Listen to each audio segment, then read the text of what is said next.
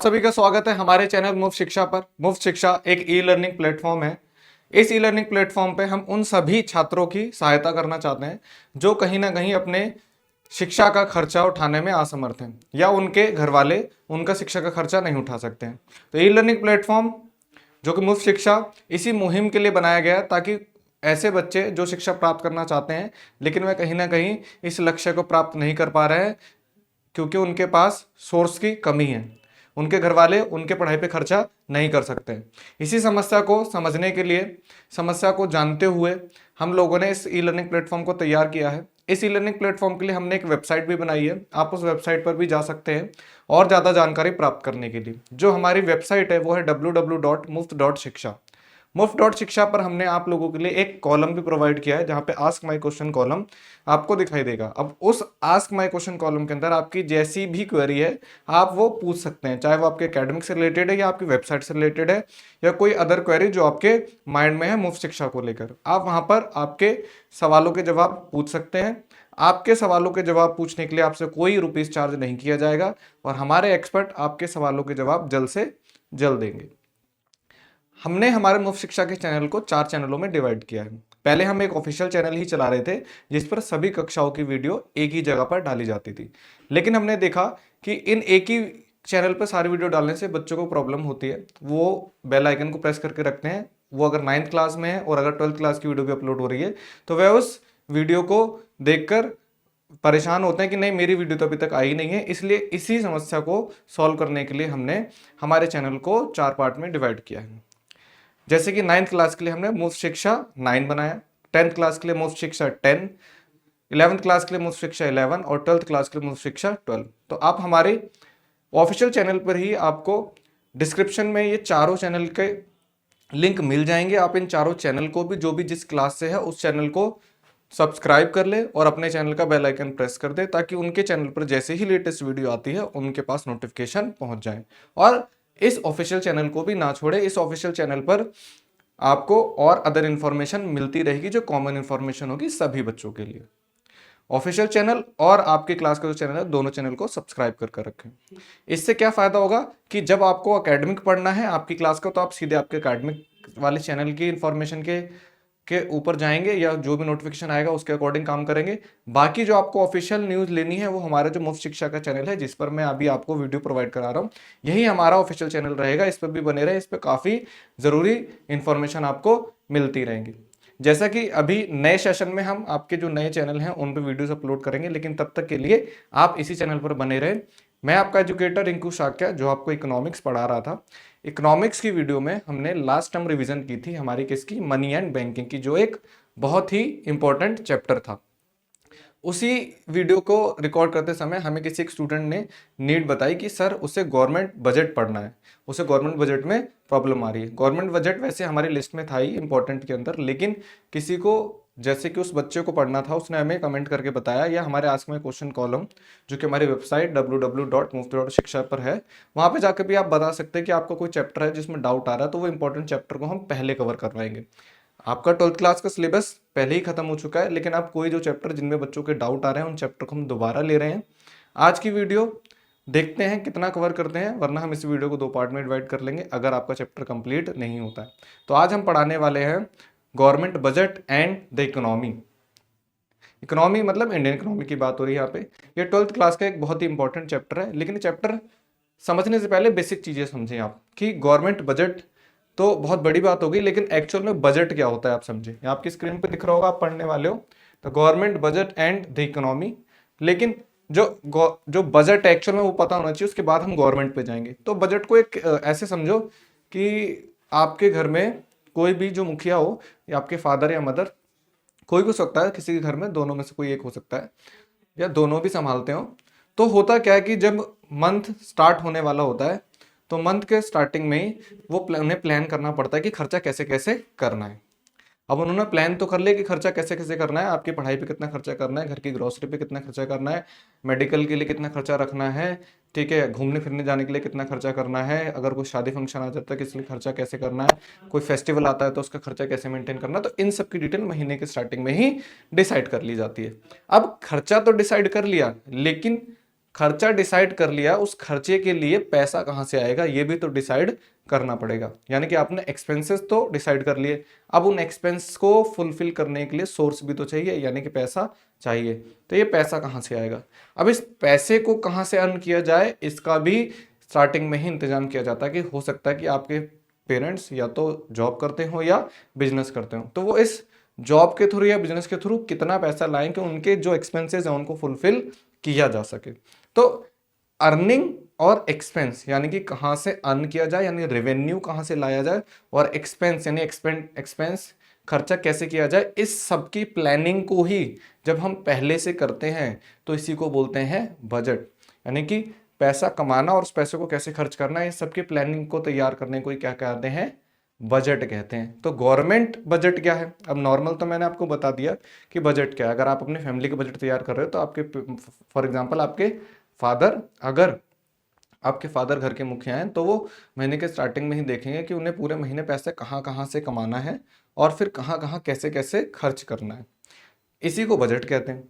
अब गवर्नमेंट कैसे बजट करती है? तो गवर्नमेंट जैसे कि इस टाइम इंडिया में कौन सी गवर्नमेंट है? बीजेपी की गवर्नमेंट है। तो बीजेपी गवर्नमेंट स्टार्टिंग में ही जब उनका फाइनेंशियल स्टार्ट होता है उससे पहले ही वो एक ब्यौरा तैयार करते हैं, जिस ब्यौरा के अंदर उनको तैयार करना होता है कि वो कमिंग फाइनेंशियल ईयर के अंदर कौन कौन से गोल अचीव करेंगे और उन गोल्स को अचीव करने के लिए कहाँ कहाँ पैसा खर्च करना होगा, ये डिसाइड कर लिया जाता है। अब इस पैसे को वो कहाँ से लाएंगे, क्योंकि आपने खर्चे तो डिसाइड कर लिए, अब इस पैसे को कहाँ से लाएंगे, किस सोर्स से लाएंगे, इन सोर्स को भी वो पहले से ही डिसाइड करते हैं।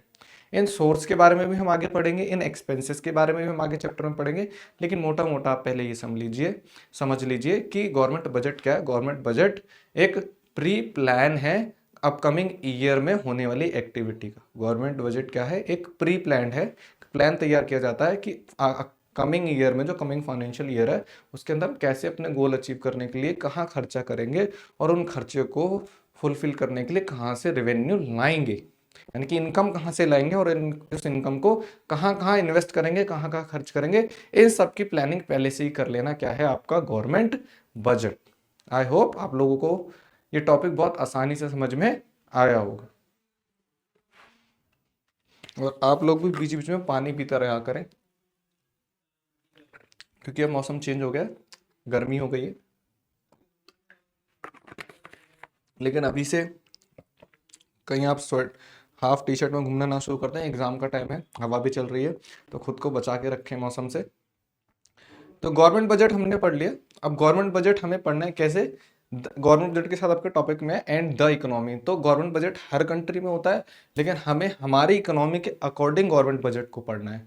तो अब हम देखते हैं कि हमारी इकोनॉमी के अकॉर्डिंग गवर्नमेंट बजट की डेफिनेशन क्या है। गवर्नमेंट बजट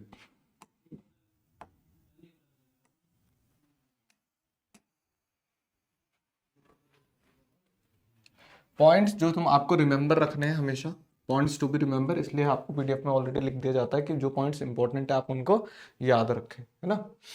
बजट क्या है? Budget is N a financial statement showing the expected receipt and expenditure of government. देखो क्या बोल रहा है कि जो बजट है एक क्या है? फाइनेंशियल, एनुअल फाइनेंशियल स्टेटमेंट है। तो मैंने बोला ना एक प्लान है, प्लान को लिख लिया जाएगा तो वो स्टेटमेंट बन गई। कैसा है? एक्सपेक्टेड, हम एक्सपेक्ट कर रहे हैं कि इतना रिसीव करेंगे हम, क्योंकि वो हमने डिसाइड कर लेना हम कहाँ कहाँ से पैसा अर्न करेंगे। तो एक्सपेक्ट ही हो रहा है कि हम इस सोर्स से इतना इतना पैसा एक्सपेक्ट करेंगे, एंड एक्सपेंडिचर, और हम इसको कहाँ कहाँ खर्च करेंगे फॉर द कमिंग फिजिकल और फाइनेंशियल ईयर। चाहे आप फिजिकल ईयर बोले या फाइनेंशियल ईयर बोले, एक ही बात है। तो गवर्नमेंट बजट की डेफिनेशन एकदम सिंपल है। Government budget is an annual financial statement. Government budget एक एनुअल फाइनेंशियल स्टेटमेंट है। एनुअल क्यों है? क्योंकि ये पूरे साल के लिए होती है, एक दो महीने के लिए नहीं होती है, 4-6 महीने के लिए भी नहीं होती है, सीधे पूरे एक साल के लिए होती है, 1 अप्रैल से लेके 31 मार्च तक। फॉर एग्जाम्पल अभी ईयर चल रहा है 2024, तो अब जो अपकमिंग गवर्नमेंट जो आएगी, क्योंकि अभी इलेक्शन होने वाले हैं, तो अब जो गवर्नमेंट आएगी वो बजट तैयार करेगी। वो कैसा बजट तैयार करेगी? वो 1 अप्रैल से लेके आपका 31 मार्च 2025 तक ले। अभी 1 अप्रैल 24 से बजट स्टार्ट होगा और 31 मार्च 25 पे बजट एंड होगा। लेकिन आपने देखा होगा अभी कुछ टाइम पहले ही बीजेपी गवर्नमेंट एक इंटरिम बजट लेके आई थी। इंटरिम बजट क्यों लेके आई थी? क्योंकि उन्हें पता है कि अभी इलेक्शन होने वाले हैं, गवर्नमेंट चेंज भी हो सकती है, तो अभी से ही पूरे साल का बजट तैयार नहीं कर सकते। तो इसमें इंटरिम बजट में क्या होता है कि वो अपनी अपकमिंग फाइनेंशियल ईयर में क्या क्या करने वाले हैं उसके वायदे रखते हैं एक तरीके से, यानी कि इलेक्शन से पहले प्रोमिस कि हम आने वाले अपकमिंग ईयर में ये करेंगे, ताकि उस बेस पे जो पॉपुलेशन है वो उनको वोट करे। उसे बोलते हैं इंटरिम बजट, क्योंकि वो 2-3 महीने ही, उसके अंदर वो ज़्यादा प्लान नहीं रख सकते कि हम क्या करेंगे, क्योंकि 2 या 3 महीने में अगर गवर्नमेंट चेंज हो गई तो वो जो उन्होंने प्लान किया वो काम नहीं करेगा, इसलिए वो इंटरिम बजट रख देते हैं। ठीक है, तो गवर्नमेंट बजट की डेफिनेशन सिंपल है, एक बार फिर देख लो। Budget is an annual financial statement showing the expected receipt and expenditure of government for the coming physical और फाइनेंशियल ईयर। ठीक है, नेक्स्ट देखो ऑब्जेक्टिव क्या होते हैं बजट के। भाई बजट क्यों प्रिपेयर किया जाता है, बजट के ऑब्जेक्टिव क्या है? पहला, रीअलोकेशन ऑफ रिसोर्सेज। भाई बजट को इसलिए प्रिपेयर किया जाता है क्योंकि जो हमारे रिसोर्सेज हैं, रिसोर्सेज क्या है कि ऑब्वियस सी बात है अर्निंग, पहली तो हमारी अर्निंग, जो पैसा आएगा वही हमारा रिसोर्स है। फिर दूसरे हमारे जो हमारी कंट्री के अंदर रिसोर्सेज अवेलेबल हैं हमारे, ठीक है, लैंड, लेबर, मशीनरी, कैपिटल जो भी है वो सारे रिसोर्सेज है हमारे। उन रिसोर्सेज को कैसे यूज करना है, लिखा है ना, रीअलोकेशन ऑफ रिसोर्सेज। 1 सेकेंड,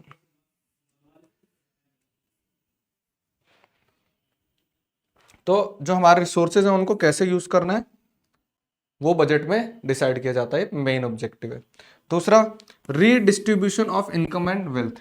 अब रीडिस्ट्रीब्यूशन का मतलब हमने इनकम और वेल्थ को कलेक्ट तो कर लिया, पैसा कमा लिया, अब इसको कहाँ कहाँ लगाना है, that is called redistribution of income and wealth, कि कैसे कैसे इसको यूज करना है। इकोनॉमिक स्टेबिलिटी का मतलब क्या है? यहाँ पे आपको खर्चे करने से पहले ही आपको उसकी अर्निंग डिसाइड करनी होती है।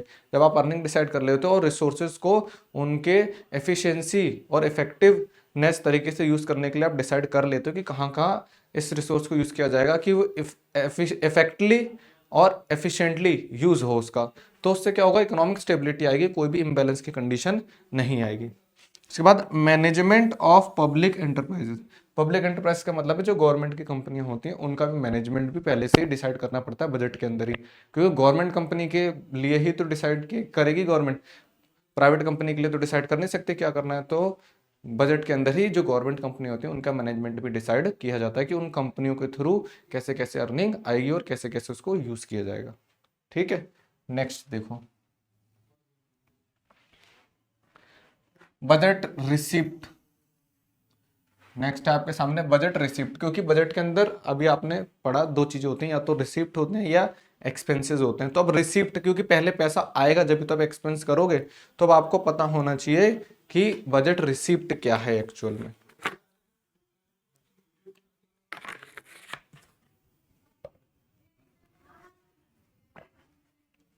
तो देखो बजट रिसिप्ट को दो रिसिप्ट में डिवाइड कर देंगे हम, एक रेवेन्यू रिसिप्ट में, दूसरा कैपिटल रिसिप्ट में। पहले हम समझ लेते हैं, देखो रेवेन्यू का मतलब आना होता है पैसा एक तरीके से, लेकिन रिसिप्ट का मतलब भी है आपको कुछ रिसीव हो रहा है। तो फिर रेवेन्यू रिसिप्ट और कैपिटल रिसिप्ट में डिफरेंस क्या हुआ?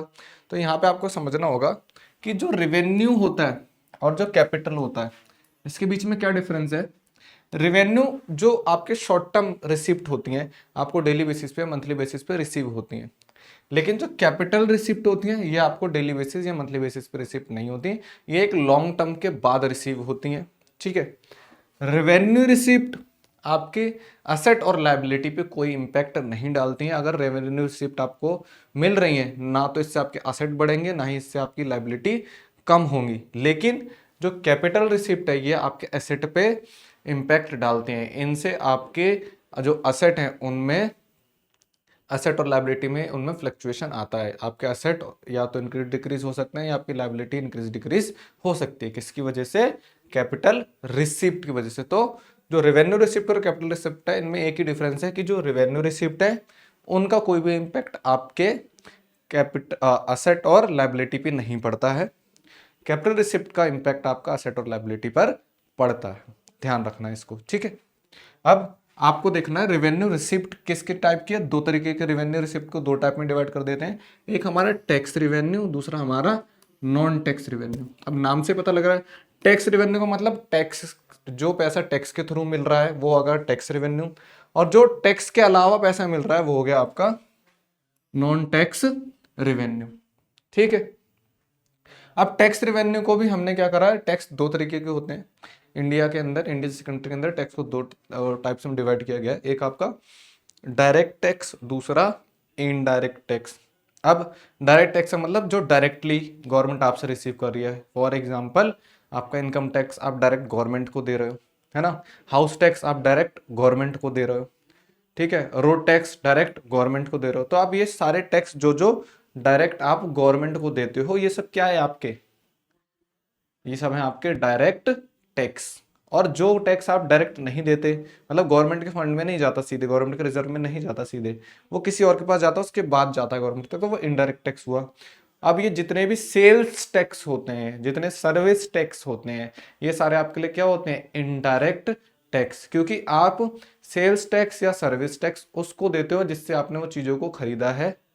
ठीक है, फॉर एग्जाम्पल मैं अगर एक पेन किसी दुकान से खरीद के लाया हूँ, तो उस प्राइस के अंदर ऑलरेडी टैक्स इंक्लूडेड होगा, लेकिन मैंने जो प्राइस पे किया, क्या गवर्नमेंट को पे किया, नहीं, मैंने पैसा किसको पे किया, शॉपकीपर को। अब शॉपकीपर ने जहाँ से इसने ये मटेरियल उठाया था पेन का, उसने उस फैक्ट्री को किया होगा, फिर फैक्ट्री वाले ने अपनी इनकम के अकॉर्डिंग किसको पे किया, गवर्नमेंट को पे किया। तो एक्चुअल में पेन मैं यूज कर रहा हूँ, लेकिन गवर्नमेंट को पैसा किसने दिया, जिसने इसकी मैन्युफैक्चरिंग की थी, लेकिन वो पैसा गया मेरे पास से ही है, लेकिन डायरेक्ट मैंने नहीं दिया। अगर मैं डायरेक्ट देता तो डायरेक्ट टैक्स होता, लेकिन ऐसे घूम के गया तो ये इनडायरेक्ट टैक्स हो गया। ठीक है, तो डायरेक्ट टैक्स जिसमें आप डायरेक्ट गवर्नमेंट को पैसा पे करते हो वो डायरेक्ट टैक्सेस हो गए। एग्जाम्पल भी बता दिए मैंने आपके, हाउस टैक्स हो गया, आपका इनकम टैक्स हो गया, ठीक है, और आप गाड़ी खरीदते हो, ठीक है, या फॉर एग्जांपल आपके आपके गली में आप सीवेज जो सिस्टम यूज़ करते हो, आज आप उनका कनेक्शन लेते हो, तब भी आप क्या करते हो, सीवेज का भी टैक्स पे करते हो कनेक्शन लेने टाइप। अब आपका आप पानी का कनेक्शन लेते हो तो गवर्नमेंट को डायरेक्ट टैक्स पे करते हो उसके लिए जब कनेक्शन लेते हो। तो ये सारे क्या टैक्स है, जो इन सब सर्विस पे जो टैक्स दे रहे हो क्या डायरेक्ट टैक्सेस हैं। और जो टैक्सेस आप कोई भी चीज़ ऑब्जेक्ट खरीदते हो उस टाइम पे करते हो, जो आपके सेल के टाइम पे लगते हैं या सर्विस के टाइम पे लगते हैं, वो टैक्स इनडायरेक्ट टैक्सेस होते हैं। अब देख लेते हैं डायरेक्ट टैक्स क्या है यहाँ पे। डायरेक्ट टैक्स के अंदर आपका एग्जांपल आ रहा है इनकम टैक्स, मैंने आपको बता दिया आपकी इनकम आप डायरेक्ट पे कर रहे हो। दूसरा कॉरपोरेट टैक्स, तीसरा wealth tax, wealth tax insurance वगैरह, ठीक है, या फिर सॉरी इंश्योरेंस नहीं, वेल्थ मतलब आपकी जो प्रॉफिट आप अर्न कर रहे हो, अगर आप बिजनेस कर रहे हो प्रॉफिट कर रहे हो अगर, तो उस पर भी आपको टैक्स देना पड़ेगा। और प्रॉपर्टी टैक्स मैंने बताया ना, हाउस टैक्स वगैरह, ये सब क्या ये है आपके डायरेक्ट टैक्सेस। उसके बाद इनडायरेक्ट टैक्स क्या होगा, इनडायरेक्ट टैक्स के अंदर आता है आपका सेल टैक्स होना चाहिए, स्टेट सेट टैक्स लिख दिया, सेल टैक्स, सर्विस टैक्स, आप कोई भी सर्विस ले रहे हो, फॉर एग्जांपल आप गए अपनी गाड़ी की सर्विस करवाई, तो जब आप उस गाड़ी की सर्विस करवाओगे तो वो जो बिल बना के देगा उसके अंदर टैक्स भी ऐड कर देगा, उसे बोल देंगे service tax. Excise duty, excise duty जब आप कोई चीज़ें इंपोर्ट और एक्सपोर्ट करते हो तो टैक्सेस लगते हैं, ठीक है, एक्साइज टैक्स हो गया, कस्टम टैक्स हो गया, ये सब क्या होते हैं, ये लगते हैं यहाँ पे एक्सपोर्ट और इंपोर्ट पे। तो ये भी क्या है आपके इनडायरेक्ट टैक्स है, क्योंकि आप गवर्नमेंट को नहीं पे करते, पहले आप उस कंपनी को पे करते हो, वो कंपनी अपनी इनकम के थ्रू गवर्नमेंट को करती है।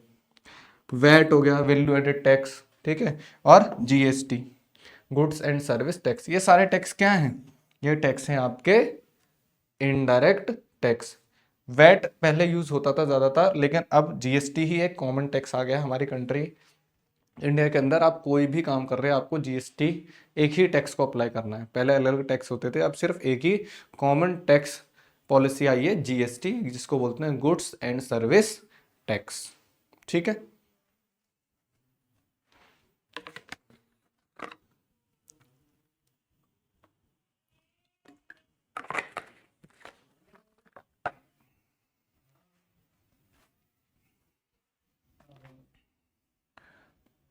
अब देखो, अब हमें पढ़ना है नॉन टैक्स रेवेन्यू।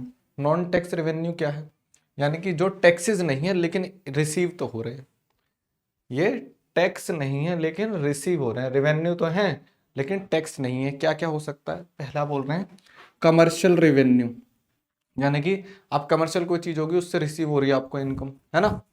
उसके बाद इंटरेस्ट, ये आपका रेंट भी हो सकता है ना कमर्शियल रेवेन्यू एक तरीके से। इंटरेस्ट आपने कहीं इन्वेस्टमेंट कर रखी हो, फॉर एग्जांपल आपने इंश्योरेंस या फिर आपने एफडी करा लिया, कुछ भी करा लिया आपने, तो आपको वहां से इंटरेस्ट रिसीव हो रहा होगा, ठीक है। वो कोई टैक्स थोड़ी है ना। तो वो क्या हो गया आपका नॉन टैक्स रेवेन्यू, उस पर टैक्स नहीं है।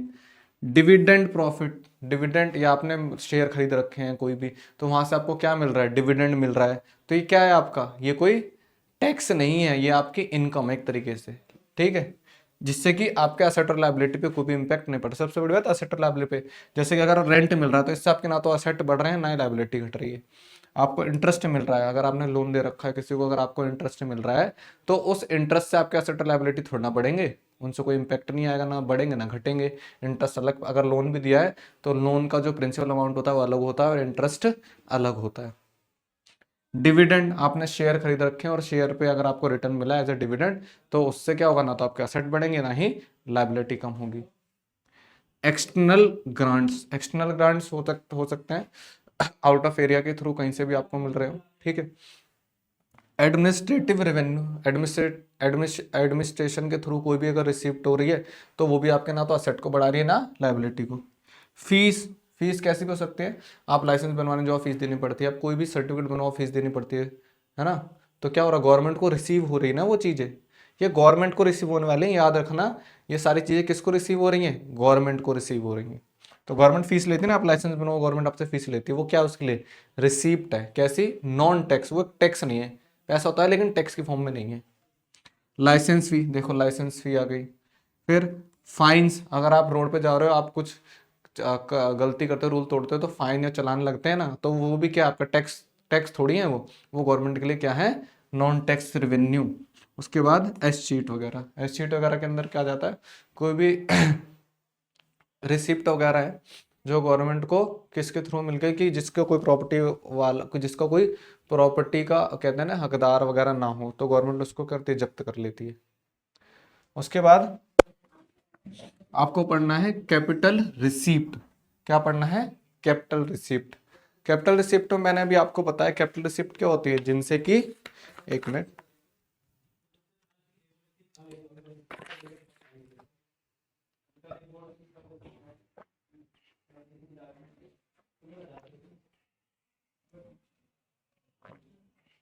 कैपिटल रिसिप्ट क्या है, कैपिटल रिसिप्ट का मतलब ऐसे रिसिप्ट जिससे या तो कोई असेट पे या फिर लायबिलिटी पे इम्पैक्ट पड़ता हो, यानी कि असेट लायबिलिटी बढ़ रहे हो या असेट असेट लायबिलिटी घट रहे हो, कुछ भी हो रहा हो, वो होते हैं आपके कैपिटल रिसिप्ट। जैसे बोरिंग एंड अदर लायबिलिटी, अब आपको रिसिप्ट कैसे मिलेगी, बोरिंग या तो या पैसा आप उधार ले लें, अगर आप पैसा आप उधार ले रहे हैं तो इससे क्या होगा, आपकी लायबिलिटी बढ़ जाएगी। रिकवरी ऑफ लोन्स, या तो आपने किसी को पैसे दे रखा था, अब उससे पैसा वापस मिल गया, पैसा वापस मिलने का मतलब आपकी लायबिलिटी क्या होगी, कम होगी ना, लोन रिसीव हो रहा है, आपको पैसा तो आ रहा है, लायबिलिटी भी कम हो रही है। अदर रिसिप्ट, अदर रिसिप्ट के अंदर क्या आ सकता है, डिसइन्वेस्टमेंट। डिसइन्वेस्टमेंट का मतलब होता है कि जब आप आपके आपकी जो इनकम होती है उसको आपके, सॉरी, आपकी जो ऑलरेडी आपकी जो कंपनियां होती हैं उसको आप क्या करते हो, किसी और कंपनी को उसका शेयर सेल करते हो, ठीक है। तो इनसे क्या होता है, आपको रिसीव पैसे तो मिलते ही हैं ना, गवर्नमेंट कंपनी है, अब इसके शेयर कोई और खरीदना शुरू कर रहा है, तो डिसइन्वेस्टमेंट होगी एक तरीके से। तो अब ये हो क्या रहा है, आपको उससे शेयर जब आप सेल करोगे तो वो आपको पैसा तो देगा ही ना, जिससे आपके असेट पे क्या होगा, इम्पैक्ट पड़ेगा। असेट क्या होगा, आपकी कंपनी के शेयर जा रहे हैं तो आपका असेट क्या हो रहा है, डिक्रीज हो रहा है, ठीक है। तो ये क्या हो गया, आपके हो गए कैपिटल रिसीप्ट, ठीक है।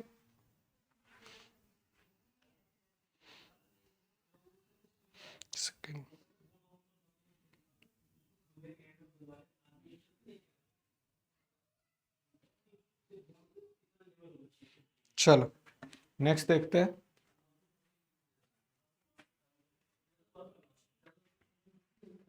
देर are two component of budget, budget के दो कंपोनेंट होते हैं भाई, ठीक है। एक रेवेन्यू बजट, दूसरा कैपिटल बजट। आपने रिसिप्ट तो पढ़ ली है ना, रिसिप्ट आपने पढ़ ली, तो रेवेन्यू बजट क्या है, आपने रेवेन्यू और कैपिटल का डिफरेंस तो सीख लिया ना। अब रेवेन्यू बजट और कैपिटल बजट क्या है, revenue budget consist revenue receipt and revenue expenditure. Revenue budget के अंदर सिर्फ रेवेन्यू रिसिप्ट होंगे और रेवेन्यू एक्सपेंडिचर होंगे, क्योंकि देखो बजट जहां वर्ड आ गया वहां पे आप बजट की डेफिनेशन तो पढ़ के आए। Budget is an annual financial statement that showing expected expected what expected earning and expenditure. Expected earning यानी आप कहाँ से पैसा अर्न करोगे और कहाँ पे पैसा खर्च करोगे, इसकी क्या फाइनेंशियल स्टेटमेंट है। अब बजट तो हमने पढ़ लिया, उसमें रेवेन्यू जुड़ गया। अब रेवेन्यू जुड़ने का मतलब है कि रेवेन्यू रिसिप्ट्स या रेवेन्यू अर्निंग और रेवेन्यू एक्सपेंडिचर, उनकी स्टेटमेंट क्या है आपकी, रेवेन्यू बजट। देखो revenue budget consists of revenue receipt and revenue expenditure of the government.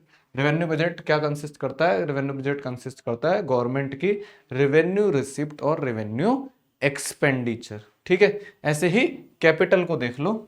Capital budget क्या है, कैपिटल बजट क्या कंसिस्ट करेगा, फिर सेम रेवेन्यू की तरह capital budget consist capital receipt and capital expenditure of the government.